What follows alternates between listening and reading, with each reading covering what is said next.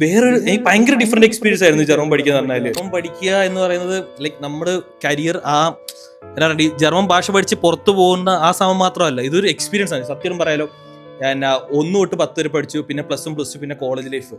ആ സമയത്തൊന്നും ഇല്ലാത്തൊരു വേറെ എക്സ്പീരിയൻസ് ആണ് ഇവിടെ. കാരണം അവിടെ എന്ന് പറഞ്ഞാൽ നമ്മൾ എല്ലാ ദിവസവും ക്ലാസ്സിൽ ഇരുന്ന് പഠിക്കും, വീട്ടിൽ പോകും, ഹോംവർക്ക് ചെയ്യും, പഠിക്കും, തിരിച്ചു വരും. പക്ഷെ ഇവിടുത്തെ പരിപാടി അങ്ങനെ ആയിരുന്നില്ല.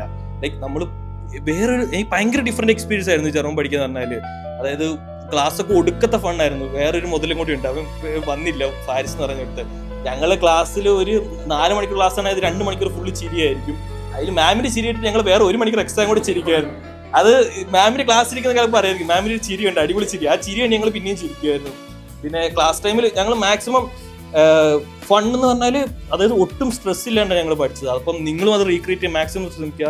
കാരണം ജർമ്മൻ പഠിക്കുക എന്ന് പറഞ്ഞാൽ എനിക്ക് തോന്നിയില്ല അത്രയും ബുദ്ധിമുട്ട്, ആ പഠിക്കുന്ന സാധനം അത്രയും ബുദ്ധിമുട്ട് ഒരിക്കലും ആവേണ്ടതില്ല. നിങ്ങൾ അതൊരു ഫൺ എക്സ്പീരിയൻസ് എടുത്താൽ നിങ്ങളെ കൊണ്ട് പറ്റുന്ന കാര്യമാണ് അത്. അപ്പം മാക്സിമം ഫണ്ണാക്കാൻ ശ്രമിക്കുക, ഒരു എക്സ്പീരിയൻസ് ആയിട്ട് എടുക്കാൻ ശ്രമിക്കുക. നിങ്ങൾ കാണാപ്പാടം പഠിച്ച് ആ വഴി പോയാലും നിങ്ങൾ പാടുപെടുകയുള്ളൂ. കാരണം ഭാവിയിലും അത് നമുക്ക് ഉപദ്രവം ഉണ്ടാകും. കാരണം ആദ്യം തൊട്ടേ നിങ്ങൾ ആ ഒരു ഫൺ എലമെന്റും കൂടെ നിങ്ങളുടെ ഈ ലേണിംഗ് ജേർണി കൊണ്ടുവരാൻ മാക്സിമം ശ്രമിക്കുക.